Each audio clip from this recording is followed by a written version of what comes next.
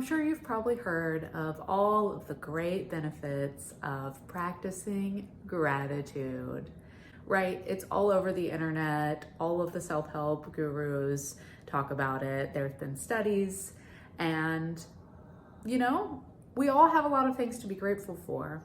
But if you've ever struggled with having a gratitude practice, sticking with it, or even feeling like, is this really doing anything? I've got some news for you. My name is Nissa Hanger, and this is Another Revolution, the show to help you stay on your upward spiral, which is, of course, my favorite topic. Now, for many, many years, I did a project called 101 Days of Gratitude, and we would do this project leading up to Thanksgiving. And I enjoyed it. However, I had a really hard time, staying in consistency with it. And after getting this new information that I'm about to share with you, I think I understand a lot more why. So let me ask you this question. When I ask you, what are you grateful for? What are the things that come to mind? You might think of things like my house, my animals, my job, and those are all great. I love you having gratitude for those things. I'm not saying that is, in and of itself, is a bad thing. But when I read about the problems of thinking of things as a place to put our gratitude in the book Burnout, The Secret to Unlocking the Stress Cycle, highly, highly recommend. And in this book, the authors talk about how gratitude is really helpful for unlocking and breaking the stress cycle in our bodies. However, when we place our gratitude in things, what can end up happening is we either start to feel discouraged for all the things that we don't actually have, or we feel guilty for the things that we do have that maybe others don't. And so there are two better ways of doing gratitude that the authors point out, and I think that these are priceless. The first one is super quick, and it's a change of one word, okay? Instead of asking, what are you grateful for? I want you to ask yourself, who are you grateful for?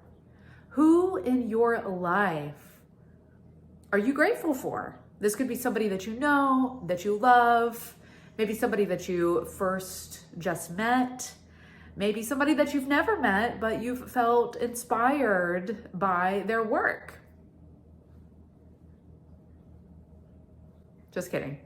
Of course, I will accept all of the gratitude. And know that I am also grateful for you. By doing this practice of saying, who am I grateful for, you'll be able to very quickly generate some love in your heart.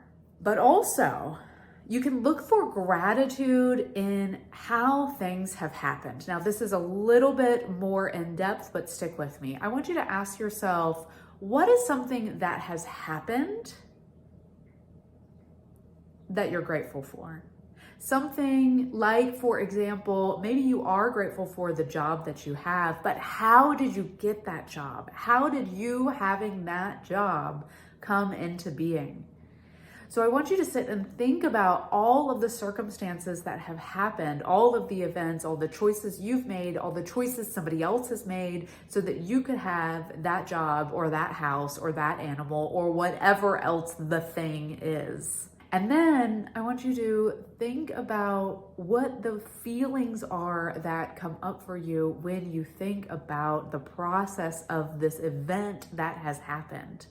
So the second exercise is a little bit more in depth and takes some more time, but the results are worth it. You will have a lasting feeling of gratitude. Plus, you'll be deepening that memory of this thing that has happened, which is something that you could draw on for months and years to come.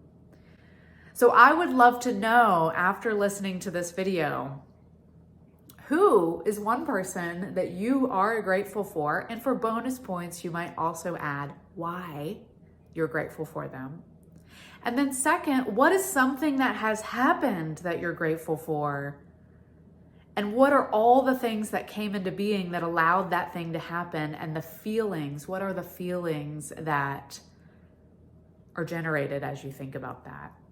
I would love to hear your reflections in the comments of this video, because reading your gratitude helps my gratitude grow and generate. And, you know, then we just start creating this whole gratitude circle, which is a beautiful thing. So please leave me a comment, like and share this video. And if this has inspired you, I would love it if you would share this video with a friend or family member, so that we can keep this chain of gratitude going for months and years to come. Just imagine the gratitude that will grow out of that.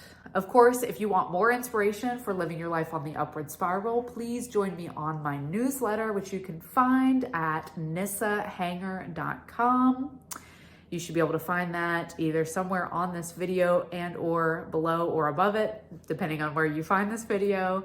I would love to be able to stay in touch with you and continue to inspire you on your upward spiral.